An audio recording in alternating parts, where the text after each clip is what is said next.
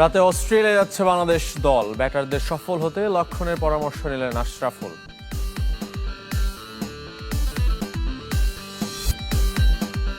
UEFA ও কনকাকাফের পর এবার বিশ্বকাপ বিক্রির বিপক্ষে এফসি। ফিফার বিবৃতির পর ইনফান্তিনোর উপদেষ্টার পদত্যাগ।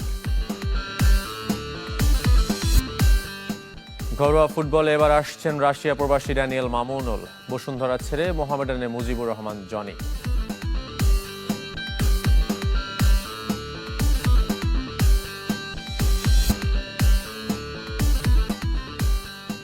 সবাইকে আমন্ত্রণ pro sensitive white plus toothpaste sports 24 আপনাদের সাথে আছি আমি শাফাত মিদুল। শিরোনাম শুনছিলেন, এবার বিস্তারিত। অস্ট্রেলিয়ায় সফল হতে ভিভিএস লক্ষণের পরামর্শ নিয়েছেন মোহাম্মদ আশরাফুল। বিশেষ করে ম্যাকাইয়ের উইকেট আর কন্ডিশন সম্পর্কে ধারণা নিয়েছেন টাইগারদের ব্যাটিং কোচ। টেস্টের 2 ইনিংস মিলে 650 থেকে 700 রান করার লক্ষ্য দিয়েছেন ব্যাটারদের। রাতে ডারউইনের উদ্দেশ্যে ঢাকা ছাড়বে বাংলাদেশ দলের একাংশ। বাকিরা যাবে 2 আগস্ট। জিম্বাবুয়ে সফরের সময় ভিভিএস লক্ষণের সাথে দেখা মোহাম্মদ আশরাফুলের। অজিদের বিপক্ষে ভারতের সাবেক ক্রিকেটারের পরিসংখ্যান বেশ সমৃদ্ধ। ভারত এ দলের কোচ হয়ে ম্যাকাইয়ে সফরও করেছিলেন লক্ষণ। অস্ট্রেলিয়ায় সাফল্যের মন্ত্র জানার পাশাপাশি সেখানকার কন্ডিশন সম্পর্কেও ধারণা নিয়েছেন টাইগারদের ব্যাটিং কোচ। বুলাওয়ে থেকে আমরা হারারেতে এক রাত ছিলাম, ইন্ডিয়া টিমও ওইখানে এসেছেন।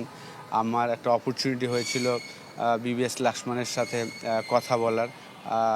তাদের হোটেলে গিয়ে আমি অলমোস্ট হাফ অ্যান আওয়ার তার সাথে কথা বলেছিলাম, যেহেতু সে অস্ট্রেলিয়ার এগেনস্টে খুব সাকসেসফুল একটা প্লেয়ার ছিলেন এবং এখন কোচিং করাচ্ছেন ইন্ডিয়া টিমের। তো ম্যাকাতে তাদের এই টিমের খেলার একটা এক্সপিরিয়েন্স সে আমার সাথে শেয়ার করেছেন। সেখানে ভালো উইকেট হবে। ইনজুরির কারণে সেরা স্কোয়াড পায়নি বাংলাদেশ। নাহিদ রানার শূন্যতা পূরণ করা যায়নি। ব্যাটিং নিয়েও প্রশ্ন আছে, বিশেষ করে টপ অর্ডারের 5 ব্যাটারি বাঁহাতি, যা প্রতিপক্ষের বোলারদের বাড়তি সুবিধাও দেবে, যদিও তা মানতে নারাজ টাইগারদের ব্যাটিং কোচ। টেস্ট ক্রিকেটে রাইটি লেফটি এটা এতটা ম্যাটার করে না যতটা হোয়াইট বল ক্রিকেটে হয়তো বা করে থাকে। টেস্ট ক্রিকেটে যেহেতু টাইমের খেলা, আপনার যারা বেস্ট প্লেয়ার সেটা রাইটি হতে পারে, সেটা লেফটি হতে পারে। এই মুহূর্তে সিলেক্টররা মনে করেছেন যাদের সিলেক্ট করেছেন তারাই বেস্ট, এবং আসলেও তারাই কিন্তু আপনি যদি দেখেন যে তাদের টেস্ট রেকর্ড যদি দেখেন, অসাধারণ পারফরমেন্স। জিম্বাবুয়ের কন্ডিশনে মানিয়ে নিতে পারেনি ব্যাটাররা। পেস আর বাউন্সি উইকেটে হিমশিম খেয়েছে টিম বাংলাদেশ। তবে এবার ব্যাটারদের জন্য নতুন লক্ষ্য স্থির করেছেন মোহাম্মদ আশরাফুল। ইতিবাচক ফল পেতে প্রতি টেস্টে 2 ইনিংস মিলিয়ে অন্তত 650 থেকে 700 রান চান মোহাম্মদ আশরাফুল। অবশ্যই আমি আশা করব যে অস্ট্রেলিয়াতে আমাদের যে 4টা ইনিংস আমরা ব্যাটিং করব, সেই জায়গায় টপ অর্ডার থেকে বড় বড় 100 আমরা আশা করব। তখনই আসলে গেম চেঞ্জ হওয়া সম্ভব হবে। 2টা টেস্ট ম্যাচই যদি আমরা ব্যাটসম্যানরা মিলে 600 থেকে 650 700 রান করতে পারি, তখন কিন্তু পজিটিভ রেজাল্ট আমাদের ফরে আসবে। টেস্ট সিরিজের আগে 3 দিনের প্রস্তুতি ম্যাচকে সবচেয়ে গুরুত্ব দিচ্ছে টিম ম্যানেজমেন্ট। আশিক রুদ্র, চ্যানেল 24, ঢাকা। চূড়ান্ত হয়েছে 2027 ওয়ানডে বিশ্বকাপের ভেন্যু। দক্ষিণ আফ্রিকার 8, জিম্বাবুয়ের 3 ও নামিবিয়ার 1। মোট 12 শহরে হবে 14 দলের টুর্নামেন্টের 57 ম্যাচ। ফাইনাল মাঠে গড়াবে দক্ষিণ আফ্রিকার জোহানেসবার্গে। আসরের ফরম্যাটেও আমূল পরিবর্তন আইসিসির। ভেন্যু কিংবা টুর্নামেন্টের নিয়ম চূড়ান্ত হলেও সূচি এখনো প্রকাশ করেনি আইসিসি। 2 যুগ পর ক্রিকেট বিশ্বের মহারণ ফিরছে দক্ষিণ আফ্রিকায়। সবশেষ 2003 সালে ওয়ানডে বিশ্বকাপের আয়োজক ছিল প্রোটিয়ারা। যেবার সহ আয়োজক হিসেবে থাকা জিম্বাবুয়ে এবারও থাকছে, সঙ্গে অভিষেকের অপেক্ষায় নামিবিয়া। 3 দেশের টুর্নামেন্ট, তাই তো ঐক্য আর একতার বার্তা হিসেবে আসরের স্লোগান 3 নেশনস 1 হার্টবিট। চূড়ান্ত হয়েছে আফ্রিকার 3 দেশের 12 ভেন্যু। 57 ম্যাচে নির্ধারণ করবে বিশ্বসেরা। সবচেয়ে বেশি দক্ষিণ আফ্রিকার 8 শহরে হবে ফাইনাল সহ 41 match. Johannesburg, Cape Town, Durban, Centurion, গকেবেরহার, ব্লুমফন্টেইন, পার্ল ও ইস্ট লন্ডন থাকছে বিশ্বকাপের শহরের তালিকায়। ফাইনাল মাঠে গড়াবে জোহান্সবার্গের ওয়ান্ডারার্স স্টেডিয়ামে। আয়োজকের তালিকায় জিম্বাবুয়ের 3 শহর হারারে, বুলাওয়ে ও ভিক্টোরিয়া ফলস হবে 8 থেকে 10 ম্যাচ। একমাত্র ভেন্যু হিসেবে নামিবিয়ার উইন্ডহোক আছে যে তালিকায়। বিশ্বকাপের 14তম আসরে প্রথমবারের মতো থাকছে 14 দল। আসরের ফরম্যাটও তাই আমূল পরিবর্তন আইসিসির। 11 দেশ সরাসরি খেলবে মূল আসরে। 12 থেকে 14 এই 3 অবস্থানে থাকা দলগুলো খেলবে সুপার সিরিজ। সেখান থেকে এক দল পাবে চূড়ান্ত পর্বের টিকিট। এরপর 12 দল 2 ভাগে ভাগ হয়ে গ্রুপ পর্বে খেলবে 30 ম্যাচ। উভয় গ্রুপের শীর্ষ 3 দলের গন্তব্য সুপার 7। সপ্তম দল হিসেবে যে পর্বে জায়গা করে নেবে গ্রুপ পর্বের মধ্যে শীর্ষ 4র্থ দল। সুপার 7 হবে রাউন্ড রবিন পদ্ধতিতে, সেখান থেকে সেরা 4 দল খেলবে সেমিফাইনাল। এরপর ফাইনাল পেরিয়ে নিষ্পত্তি হবে শিরোপার। ভেন্যু কিংবা টুর্নামেন্টের নিয়ম চূড়ান্ত হলেও সূচি এখনো প্রকাশ করেনি ICC. Rifat Hossain, channel 24। Emerging দলের খবর, কাল নিজেদের প্রথম ওয়ানডে খেলতে নামে বাংলাদেশ। দুপুর 1টায় প্রতিপক্ষ দক্ষিণ আফ্রিকা। প্রিটোরিয়ায় হবে খেলা। 3 দলের অংশগ্রহণে হচ্ছে এই টুর্নামেন্ট। বাকি 1 দল ইউনিভার্সিটি স্পোর্টস দক্ষিণ আফ্রিকা ক্রিকেট টিম। সিরিজে হবে 7 ম্যাচ। ইউএফা ও কনকাকাফের পর এবার ফিফার বিপক্ষে অবস্থান নিয়েছে এএফসি। প্রত্যাখ্যান করেছে গ্রেটেস্ট শো অন আর্থে 20% বেসরকারি বিনিয়োগের প্রস্তাব। পাল্টা বিবৃতিতে আবারও নিজেদের পক্ষে সাফাই গিয়েছে ফিফা। জানিয়েছে কোনোভাবেই ফুটবল বিক্রি করছে না সংস্থাটি। বিতর্কের মধ্যেই পদত্যাগ করেছেন ইনফান্তিনোর সিনিয়র উপদেষ্টা Carlos Cordeiro. $20 billion FIFA Forward enterprise প্রকল্প, যা সামনে আসতেই টালমাটাল ফুটবল বিশ্ব। ইউরোপ, উত্তর ও মধ্য আমেরিকা এবং ক্যারিবীয় অঞ্চলের পর ফিফার বিরুদ্ধে সরাসরি অবস্থান নিয়েছে এশিয়া। প্রত্যাখ্যান করেছে বিশ্বকাপে 20% বেসরকারি বিনিয়োগের প্রস্তাব, যা নিয়ে রীতিমতো উদ্বেগ প্রকাশ করেছে এএফসি। যদিও আপাতত ওয়েফার মতো ফিফার টুর্নামেন্ট বয়কটের হুমকি দেয়নি সংস্থাটি। পরিস্থিতি এমন পর্যায়ে পৌঁছেছে যে বিশ্বকাপ বয়কটের বাস্তব সম্ভাবনা এখন প্রকাশ্যে আলোচনায় এসেছে। এটা উদ্বেগের বিষয়। ফুটবলকে কখনোই এমন জায়গায় নিয়ে আসা উচিত ছিল না। প্রস্তাবিত এফএফই ফিফার পক্ষে সামনে এগিয়ে নিয়ে যাওয়ার জন্য প্রয়োজনীয় ঐক্যমত ও সংহতি অর্জন করা বাস্তবসম্মতভাবে অসম্ভব।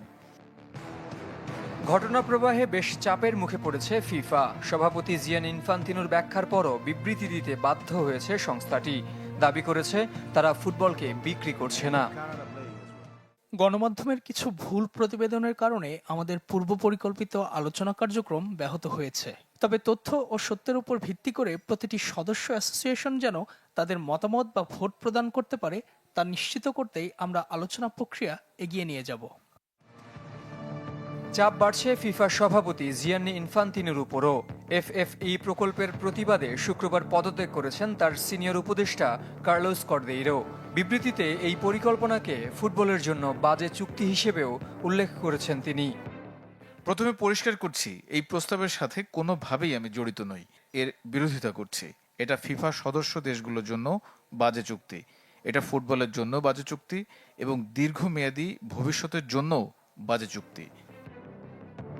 বিতর্কের মুখে শঙ্কায় ফিফার এ যাবৎকালের সর্ববৃহৎ প্রকল্প, যা পাশ হতে 211 সদস্য দেশের অন্তত 106 ভোট প্রয়োজন।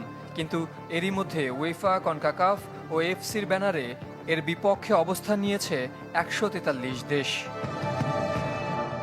জেড সাগর, চ্যানেল 24। ঘরোয়া ফুটবলে এবার আসছেন রাশিয়া প্রবাসী উইঙ্গার। প্রমোটেড সিটি ক্লাবের সাথে এরই মধ্যে চুক্তি হয়েছে ড্যানিয়েল মামুনের। দেশি বিদেশি ফুটবলার নিয়ে মধ্যম সারির দল গড়েছে ক্লাবটি। প্রথম শীর্ষ লিগ মিশনে চট্টগ্রাম সিটি এফসিরও টিকে থাকার লক্ষ্য। মোহামেডান ফুটবলারদের দিকে নজর ক্লাবটির। এদিকে সাদ ফাহিমদের পর মুজিবুর রহমান জনিও ছাড়লেন বসুন্ধরা কিংস। বসুন্ধরা কিংস ভেঙে একের পর এক ফুটবলার দলে ভিড়িয়ে চলেছে মোহামেডান। এবার মুজিবুর রহমান জনিও যোগ দিয়েছেন সাদা কালোয়। নীরব দলবদলে কিছুটা হলেও উন্মাদনা। সেই মোহামেডানও ভেঙে যাবার শঙ্কায়। অধিনায়ক মেহেদী মিঠু, মাহবুবদের সাথে যোগাযোগ চলছে নবাগত চট্টগ্রাম সিটি এফসির। ক্লাবটির স্কোয়াড প্রায় চূড়ান্ত।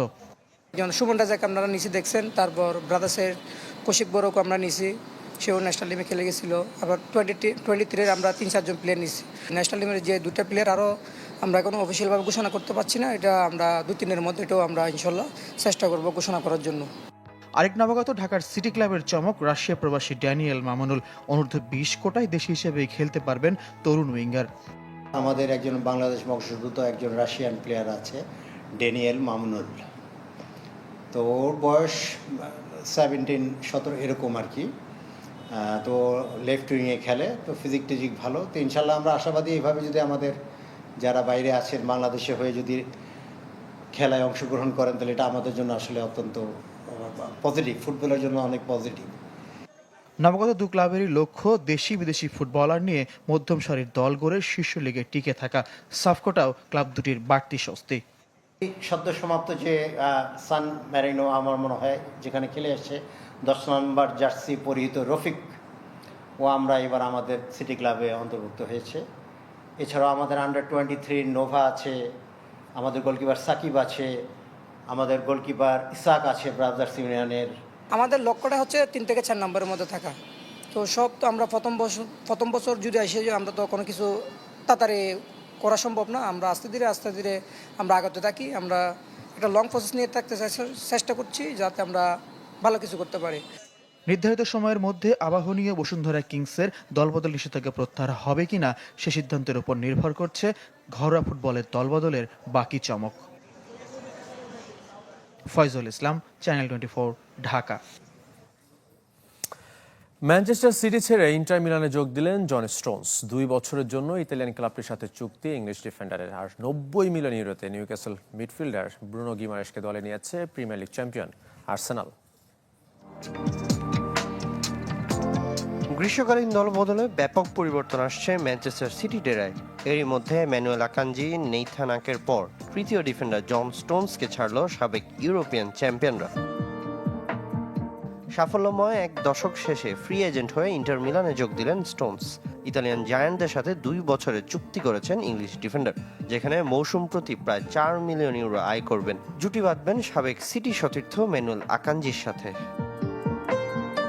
বিশ্বকাপেও ইংল্যান্ড দলে গুরুত্বপূর্ণ ফুটবলার ছিলেন স্টোনস। সিটির হয়ে 6 premier league, 5 league cup, 3 FA cup সহ একবার জিতেছেন চ্যাম্পিয়ন্স লিগ। যদিও গেল মৌসুমে চোটের কারণে লিগে খেলেছেন মাত্র 9 ম্যাচ। ভিনিসিয়াস জুনিয়রকে না পারলেও তার জাতীয় দলের সতীর্থ ব্রুনো গিমারেসকে দলে নিয়েছে আর্সেনাল। ব্রাজিলিয়ান মিডফিল্ডারের জন্য নিউক্যাসলের সাথে সমঝোতায় পৌঁছেছে গানাররা।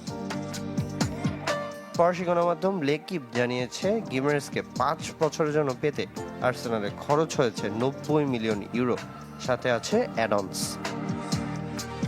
এদিকে দলবদলের বাজারে চমক দিয়েই চলেছে রিয়াল মাদ্রিদ। মাত্র 21 বছরের তরুণ কার্লোস এসপিকে দলে টেনেছে লস ব্লাঙ্কোস, যার উচ্চতা 6 ফুট 4 ইঞ্চি। গেল মৌসুমে লেভান্তের হয়ে লিগে 25 ম্যাচে 11 গোল করেছেন এসপি, জিতেছেন লা লিগার সেরা অনূর্ধ্ব 23 ফুটবলারের পুরস্কার। বার্নাবুতে 5 বছরের জন্য থাকবেন এই স্প্যানিশ তরুণ। তার জন্য রিয়ালকে গুনতে হয়েছে 2.5 কোটি ইউরো। সামিনিয়া sir, channel 24।